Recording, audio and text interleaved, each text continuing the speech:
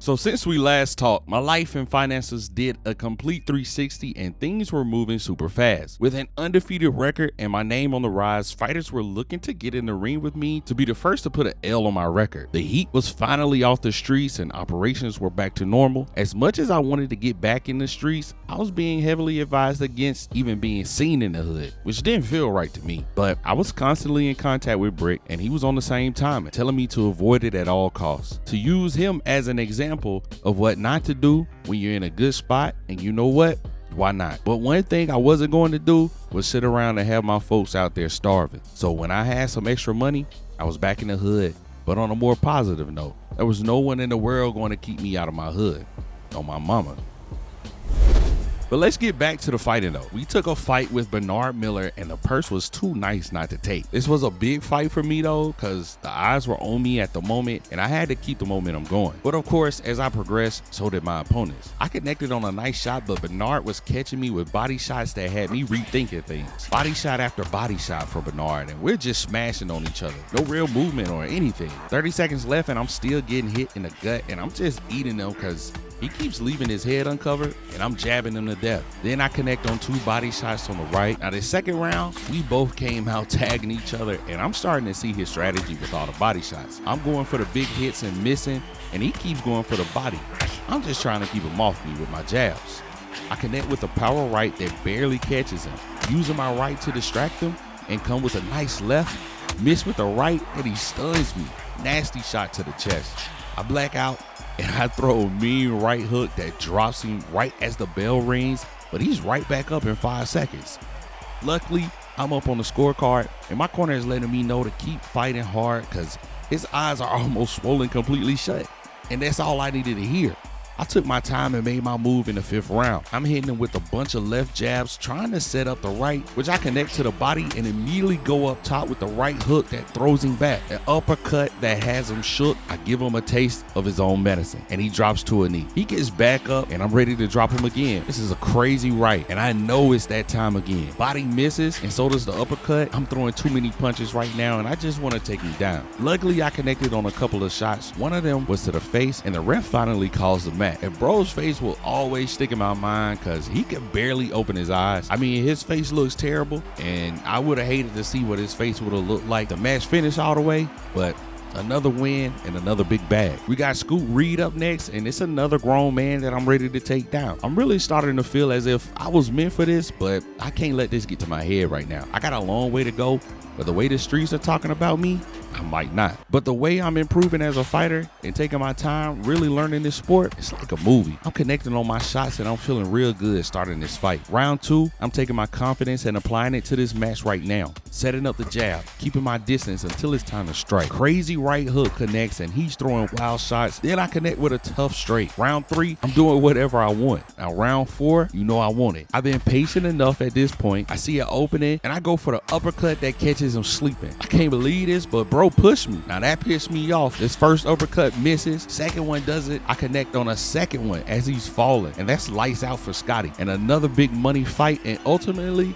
a win for me. Next fight for me and I was back overseas fighting Damien, 31 years old, looking to revive his career. Unfortunately, this might be his last fight. Every fight that I won, especially knockouts, was a huge confidence boost for me and I was starting to feel invincible. Untouchable. This was why though. First round, I already got Goofy scared. He's never seen a fighter like me as the right hook connects and I can see he's ready to go. I miss on a shot and realize his eye is cut badly. He's holding both of his arms up to protect it. Time is running out. He's connecting on some pillow shots. Then I hit him with a right hook from hell. Sneak in a left hook from Haiti. I'm gliding in for the final blow, which was an uppercut from the Lord himself, because that's where I'm sending him. Body was slumped on that canvas.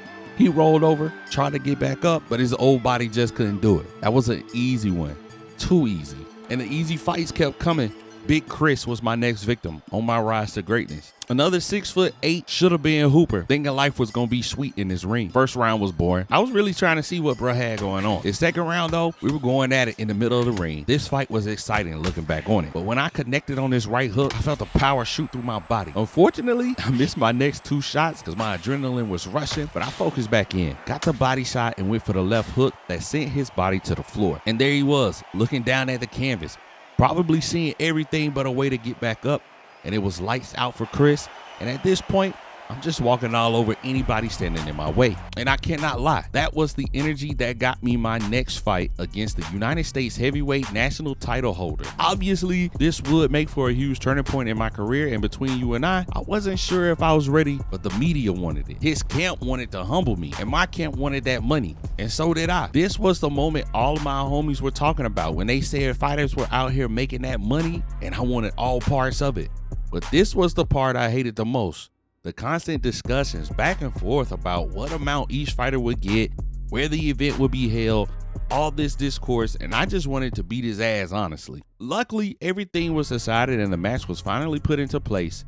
It was time to get this title. This monster was named Cleavon Walker, bro, 25 years old, 371-pound giant at 6'8". Word around the circuit was that he was not taking this fight seriously during training camp. And I mean, I kind of get it.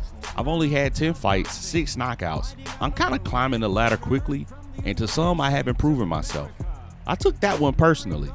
No way you didn't come prepared to face me like everyone else, right? Say less. I've been in the business of embarrassing people, and this was going to be no different. And when they said this big bitch did not take training camp seriously, they really meant that. First round though, I'm locked in. Crazy right hook, and he's throwing the softest, slowest punches ever. I catch him with a left hook that drops him down to my level. Body shot, and his punches get slower and slower. I guess this next body shot pissed him off, because he threw a wild punch that was off. Then that right hook from hell threw his body back. Now I got his back against the ropes, and I'm going for the kill, but they not connected. I finally get the body shot, another body shot, trying to get him to open his defense, go with the left hook that sends this giant falling, sliding down the rope. Then something happened that I had never seen before. Bro got back up 5 seconds into the count. We continue the match, but Goofy takes a knee before I can even walk him back down. This would technically be his second knockdown, and I could tell he was tired. Bro really disrespected me like I wasn't that guy. 20 seconds left, and I'm going for it, trying to set him up with the jab. Right hook catches him off guard. I evaluate the situation, body shot, right hook again, walk him down, left hook, and he's back on the canvas for the third time, and that was the match.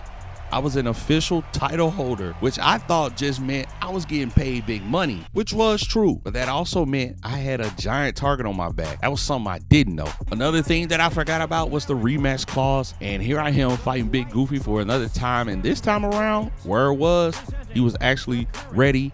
But if you saw the fight, then you know that was kind of cap. I think all his team really wanted to do was make sure he made it out of the first round this time. And he did. It's the third round right now, and I'm ready to go back to the crib. I could tell he was taking me seriously. His speed did improve, but that body shot is going to slow him down every time. Then that right hook from hell makes the cut on his eye even worse than it was before. Uppercut out of nowhere sent his soul to Jesus and his body to the floor. And bro just couldn't keep up. It was a wrap. Rematch in the books, as well as more money in my pockets. I was going home a champion, and man, did my life change after this. Now, around about this time in my life, I'm 21 years old, and after coming off that title win, I was legally able to drink, and man, did the bottles flow. Not only that, the money and big endorsements started to come in, which just meant more money for me. Now, I told y'all they couldn't keep me out my hood even if they wanted to, so you know I had to go back and give to my people. And until further notice, I was in the hood deep, almost as if I was back at my old job again. I was 21 now. I was big dog in the streets now. The hood loved me. I was like a king around there, and I'm walking around with no security either. Nobody could touch me. But it was back to the grind defending this title. First up was Robert Sanderson. He started when I started, and we were both young, looking to take over the game. And I had to respect bro, but that didn't mean I wasn't gonna lay him out. I come out putting my jab work in, keeping him as honest as possible. The right hook connects and bro loses his composure. Then I go for the big body shot, the right, then the left hook connects. I was going for the knockdown, but his defense was just too good, so I regrouped and send him to Jesus. Then I connect on 2 devastating rights that drops him. He gets back up, as I knew he would, back to it with the body shots and jabs. I miss on a hook and bro tagged me.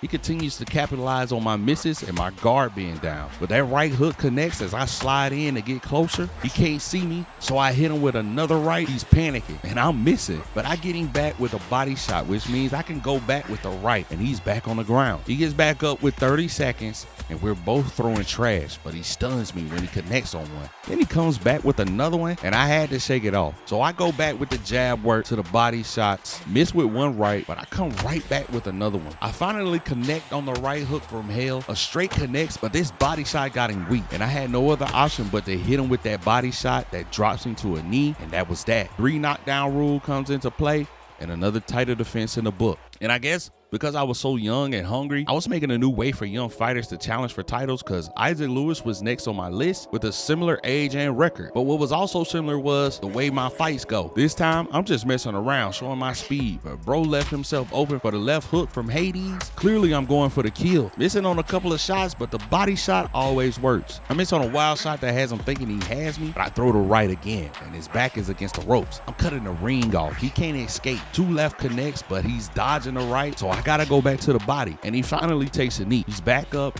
and I only have 22 seconds left, and he's literally fighting for his life, and I'm trying to get him out of here before the bell rings. Big right throws him off. I try to send him to Jesus and miss, but the second time was the charm, and his body disintegrates onto the canvas. There was no bouncing back from this knockdown, as I'm making headlines to defend my title yet again. And I'm doing it so aggressively. Now this is crazy, because y'all remember Big Chris, right? Well, apparently after I dropped him, he learned how to fight, because he was now the North American Continental title holder. And he was talking heavy to the media, saying our first fight was a fluke, and he was coming to take my title to unify.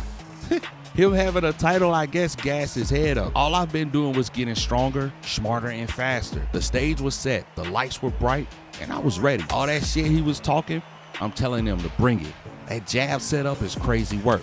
My speed got goofy confused. The body shot is nasty work as I'm playing with my food. I want to injure this goofy, hit him with another body shot. Tag him with another body shot, then the right hook from hell sent him. And as his body is falling, the left should have finished him off. This was going to get ugly if the ref doesn't call it, because he's back up. I'm too fast for him. Right is on target. I'm trying to bob and weave and really send him to Jesus, and I finally do. As his body falls towards me, I'm trying to kill this man. I've already dropped this goofy 2 times in round 2, and again, I'm playing with my food. He taps me a few times, but I'm over. The right connects. He tries to grab me, but I'm too fast, and I know his brain is melting from CTE. I'm trying to send him to the upper room, but he's not going, so I send body shots. I finally go with 3 monster body shots to the kidney, one after the other, and I send him to Jesus on the way down, and that was that. I defend my title as well as take his. Time to set up a new spot for my belts back home. And now that I'm the champ, goofies are coming out the woodworks to challenge me, and I'm all for it. Axel Perez, 30 years old, wanted me to kill him, so here we go. Second round is where I'm making my move, because he survived the first round, and I guess his head was gassed up. We're going at it in the middle of the ring like savages, just throwing whatever, and if it connects, it does. But I lock in. The right is on target. Then I try to knock his head off and send a gift to my Lord and Savior. 2 more body shots, and down goes Axel. The ref counts him down, and that's another one in the books. You gotta stop playing with me. But this next fight is against someone everyone in the boxing world revered. Otto Wallen out of Sweden wanted to go toe-to-toe with me. I was honored, but I was on a rampage. This was war. I had no respect when that bell rang, and I knew I had to box this dude. There was no room to play around nor error, and you could tell I was about my business, moving in and out, taking whatever he gave me. My power was unmatched in this moment, and I can sense the fear in Otto, and I was ready to take on the world in that moment. I could tell he was getting frustrated with himself and how this match was shaping up. A nasty left hook on his blind side got him lost. The right makes him stumble, and I know we got him. I connect on another right, and it's time to send him to his maker. 2 uppercuts, and his head flies back. His body hits the canvas. Now he's back in round 2, showing small signs of life, but it's my job to beat the life out of him. And every time he reaches back to throw a shot at me, I make it my duty to come right back and make him regret it. Then the worst happens. He thinks I'm trying to catch him with a right and leans right into the left hook from Hades. Wide open, I try to send him to Jesus, but he's still on his feet. No worries, this body shot sends him to the canvas, but he's back for more. But unfortunately, in round 3, he's not the same person. I'm throwing whatever and connecting on it all. He has crackhead tendencies because he's back. I can say he was trying his best, but that right hook gonna always make them think about the left that came in quickly. He took some shots, but no bueno, as I sent him to Jesus with the uppercut, then immediately another one. Then the body shot was the final straw. As Otto sat there gasping for air, life was starting to fall into place for me. The arena was full of my fans. I was on a high, and you know I had to go celebrate. Now, like I told y'all, nobody could run me out my hood. I'm back and I'm throwing a party at my favorite strip club. What can I say? This was the life.